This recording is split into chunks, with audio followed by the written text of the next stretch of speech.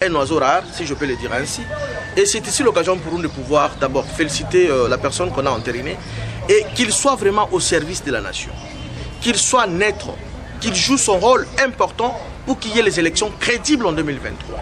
Et concernant les autres, n'est-ce pas, comme vous le savez, d'autres regroupements politiques ont également envoyé le leur. Et donc, à cette question, on peut justement se flotter le main pour qu'il y ait les élections en 2020. Mais on parle du forcing qui a été utilisé par la commission paritaire. Est-ce que vous êtes à l'aise? Il s'agit de quel forcing, cher ami? Quel forcing?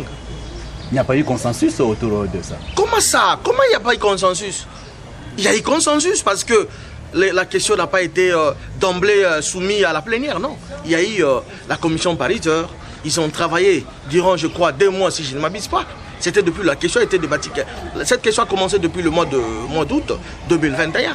Et c'est vers mi-octobre que cette question, nous venons d'avoir une conclusion là-dessus. Et donc, il y a eu consensus, largement même. Les gens ont eu le temps d'étudier cas par cas minutieusement, n'est-ce pas, tous les délégués. Et voilà, nous sommes à la fin de ces blocages. Nous voulons que les choses aillent vite pour que nous puissions avoir les élections en 2020. Mais comment vous interprétez ce bloc qui vient de se former? FCC, fidèle à Joseph Kabila, il y a également Moïse Katumbi avec ses acolytes, mais également la Mouka, tous forment un bloc pour dire que ça ne passera pas. C'est la démocratie. C'est la démocratie. Personne ne peut jamais empêcher à nos frères d'aller vers Kabila et Moïse Katumbi. Mais une chose importante est que Moïse Katumbi n'est pas sincère dans notre... c'est votre allié. Idiot sacré. Il n'est pas sincère. Comment tu peux être dans la majorité et vous vous opposez au sein de cette majorité? C'est inacceptable. Et je salue ici, n'est-ce pas, la bravoure, soit la sagesse des députés nationaux qui ont compris, ils sont là pour le bien-être du peuple congolais. C'est pas un les députés, non, quel débauchage. Félix n'a pas cette culture de débaucher, cher ami. Non, ça, ce n'est pas Félix. Et donc, les députés ont compris, ils étaient envoyés au Parlement pour servir le peuple congolais, la population, et ils ont fait choix, ils ont mandaté les leurs pour qu'ils soient représentés, n'est-ce pas, au sein de ces bureaux-là. Et c'est une suite qui est logique et qui est tout à fait normale. Et la procédure, comme j'insiste et je persiste, ça a été bel et bien respecté. Il n'y a pas eu vice de procédure, il n'y a pas eu violation, cher ami. Donc le président fait l'ordonnance. Dans le délai de pouvoir prendre une ordonnance, investissant, n'est-ce pas, à ces comités pour que nous puissions avancer. Parce que moi personnellement, dès que je suis là, j'ai aussi besoin que je sois élu demain en 2023, que je siège au Parlement. Et c'est ça l'occasion pour servir le peuple congolais. À 24 mois de... Je m'abase. Et ma base me fait confiance. Et au-delà de ça, même mon parti politique, Union fait la force, me fait confiance pour que nous puissions gagner un siège pour siéger au Parlement en 2020. Merci beaucoup, monsieur. C'est moi qui vous remercie, monsieur le journaliste. Oui, il faut noter que pour Ronsard Malonda, ce n'est pas le même cas avec M. Kadima. Pour Ronsard Malonda, tout le monde a été surpris de l'annonce par Mme Mabunda que Ronsard Malonda a été entériné. Alors qu'il n'y avait pas une commission. Personne n'a choisi Ronsard Malonda et même l'église kimbanguiste qui disait qu'il était issu de l'église kimbanguiste avait dévoué M. Malonda. Donc il n'y a pas eu une plénière pour Malonda.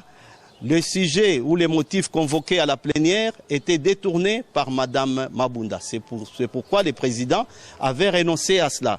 Et en plus, il n'y avait pas des éléments complémentaires, donc des bases complémentaires pour que le président puisse valider. Donc des soubassements comme vous l'appelez. Alors aujourd'hui, s'il y a eu même des tumultes, s'il y a eu des bagarres au niveau de la plénière les 16 octobre et samedi, ça se passe même dans des pays démocratiques que les députés, par manque d'arguments et autres, en viennent aux mains plutôt. Mais ce n'est pas cela qui fait faire que cela n'est pas valable ou quoi que ce soit. Je pense qu'aujourd'hui, pour ne pas garder les pays dans les statu quo, pour ne pas faire que les pays ne puissent pas avancer, il a été décidé par une commission de l'Assemblée nationale la validation de M. Kadima après avoir passé sous commission.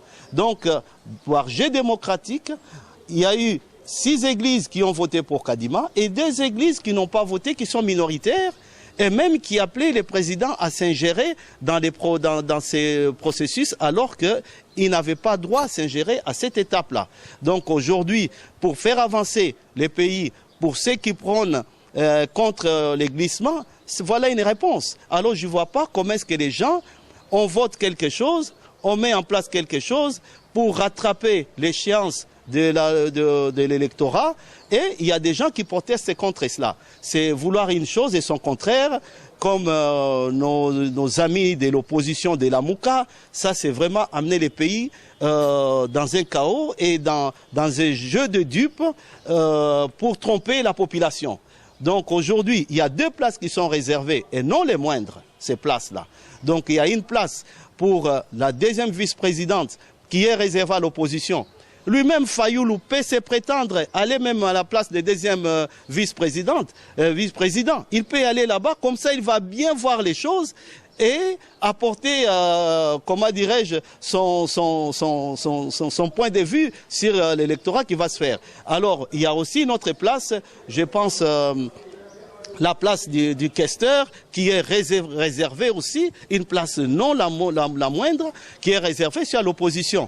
Donc aujourd'hui on attend, s'ils doivent envoyer du monde, c'est bon. Mais je pense, on se réfère à la sagesse du président Tshisekedi qui nous a démontré tout au long de son mandat, que ce soit dans les déboulonnements, que ce soit dans beaucoup de choses, mais que ce soit dans ce qu'il appelait les gens pour une consultation populaire. Il a su démontrer la haute sagesse qu'il a. On attend de lui, mais cela ne peut pas faire qu'il y ait une guerre civile, qu'il y ait des gens qui vont protester, qu'il y ait des morts. Ça, c'est aller outre. Ça, c'est un jeu de ceux qui ne comprennent pas ce qui est l'opposition, mais qui sont dans une opposition résistante, qui n'existe pas.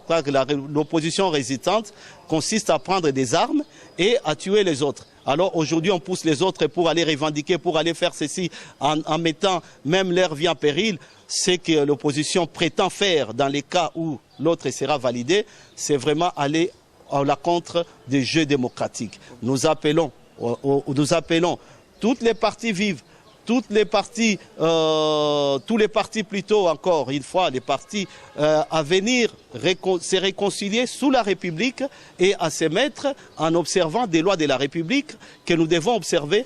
Nous ne pouvons pas prendre les peuples en otage par notre foi, par les églises. Cela est contraire. Nous sommes un pays laïque et il faudrait que la République démocratique du Congo puisse suivre son chemin de développement. On vous dit merci. Merci beaucoup.